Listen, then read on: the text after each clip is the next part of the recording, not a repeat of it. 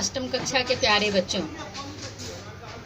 16वां पाठ सूरदास के पद शीर्षक को लेकर आप लोगों के समक्ष मैं उपस्थित हूँ। और इस पाठ में हम सब सूरदास की जो अनूठी लेखनी है उसको देखेंगे कि किस तरह से वो लोगों को अपनी लेखनी के माध्यम से, अपने पदों के माध्यम से श्री कृष्ण के जीवन से, श्री कृष्ण की बाल लीलाओं से अवगत कराते हैं। हम लोगों के पाठ्यक्रम में 3 पद उनके हैं और क्रम से मैं चाहती हूँ कि आप लोगों को एक एक पद का अर्थ बताऊँ, ताकि एक वीडियो में एक पद के अर्थ को समझकर आप उसको अच्छी तरह से आत्मसात कर सकें। पहला पद मैं पढ़ के सुनाती हूँ। हालांकि है ये गेय पद, अर्थात पद गेय पद है, अर्थात गाने योग्य है, लेकिन मैं इसको तब भी सुनाती हूँ। हरि अपने आंगन कछु गावत, तनक तनक चरणनि सो नाचत, मनहि रिझावत, बाह उठाई काजरी धौरी गैयन टेरी बुलावत। मैं तो इस तरह के पदों को पढ़ती हूँ बच्चों, तो अनायास ही जो इसके प्रति भक्ति भावना भी जगती है और गायन कला जो थोड़ी बहुत है वो भी उभर आती है। थोड़ा सा मैं गा के सुनाती हूँ, शायद आप सबों को अच्छा लगे। हरि अपने आंगन कछु गावत, हरि अपने आंगन कछु गावत, तनक तनक चरणनि सो नाचत, मनहि रिझावत। हरि अपने आंगन कछु गावत, बाह उठाई काजरी धौरी, गैयन टेरी बुलावत। हरि अपने आंगन कछु गावत, कबहुक बाबा नंद पुकारती, कबहुक घर में आवत, माखन तनक आपने कर ले, तनक बदन में नावत।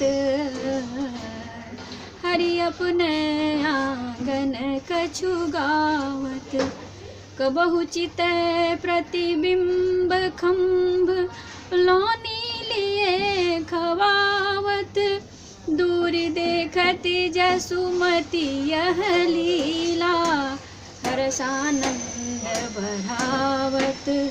सूर श्याम के बाल चरित, नति नति देखती भावत।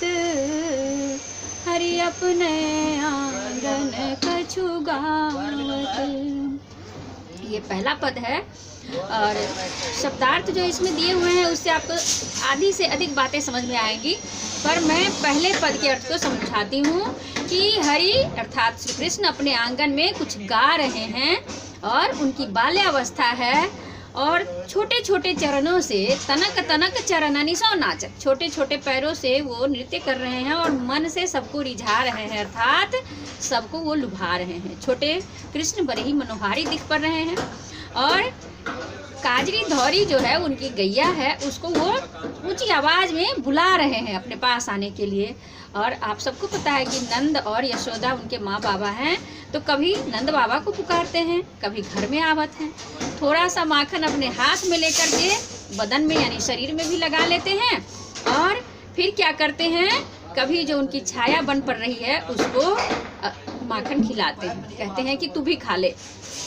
और दूर से माँ यशोदा जो उनकी यह लीला देख रही है, उनके इस कार्यकलाप को, बाल सुलभ कार्यकलाप को माता यशोमती जो देखती हैं तो हृदय से ही विभोर नहीं होती हैं, बल्कि वह आनंदित होकर अपने बच्चे को सीने से लगाना चाहती हैं। आप सबको पता है कि यशोदा माँ श्री कृष्ण के लिए कितनी व्यथित हुआ करती थी। सब माँ अपने बच्चे के लिए होती है, लेकिन यशोदा और श्री कृष्ण का जो आपको वर्णन कभी देखने को मिलेगा। बच्चों जब बड़े होइएगा तो पढ़िएगा कि किस तरह यशोदा और श्री कृष्ण का प्रेम था और कैसे श्री कृष्ण तो विष्णु के अवतार थे और माँ को किस तरह से छकाया करते थे और उनको एक अभी शब्द दे सकते हैं कि जैसे बचपन में धुआं निकाल देना कहते हैं। माँ किसी भी तरह से अपने बच्चे से जीत नहीं पाती थी, किसी तरह से भी नहीं।